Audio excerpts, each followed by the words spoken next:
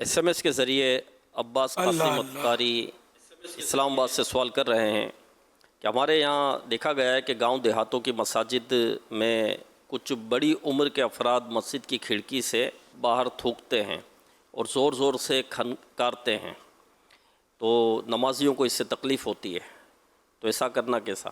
یہ تو اپنے گھر میں بھی نہیں کرنا چاہیے ایسا، کھڑکیوں پر یا روڈوں پہ لوگ تھوکیں پھینکتے ہیں۔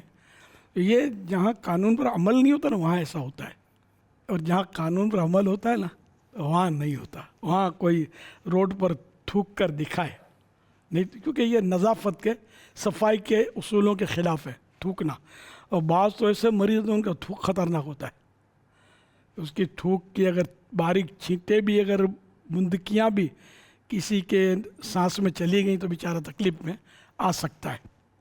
جیسے پچھلے دنوں کورونا چلا تھا، اس میں یہ پوزیشن تھی ہے۔ تو بہرحال گلیوں میں تھوکنا، ناک سنکنا یہ دوسروں کے لیے بھی مطلب وہ پریشانی کا باعث ہوتا ہے، گھن آتی ہے اس سے۔ تو یہ تو ویسے نہیں کرنا، پھر اللہ کے گھر میں مسجد کی کھڑکیوں سے اس طرح کرنا تو یہ بھی بالکل غیر مہذب طریقہ ہے۔ بعض اوقات کھڑکی قبلے کی طرف ہوتی ہوگی تو قبلے کی طرف تھوکنا یہ تو ویسے ہی منع ہے، چاہے مسجد میں تھوکے چاہے گھر میں تھوکے۔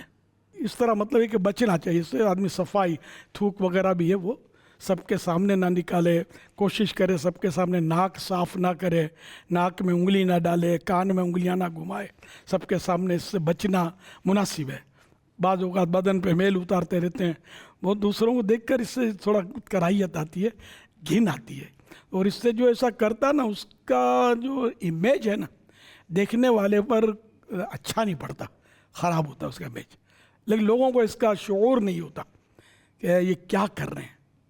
تو یہ نہیں کرنا ہوتا، سب کے سامنے آدمی اپنے کو ذرا وقار میں رکھے، سنبھال کے رکھے، دوسرے کے لیے تکلیف کا، ایذا کا باعث نہ بنے، اپنی عزت پر بھی حرف نہ آنے دے۔ صلو علی الحبیب صلی اللہ علی محمد۔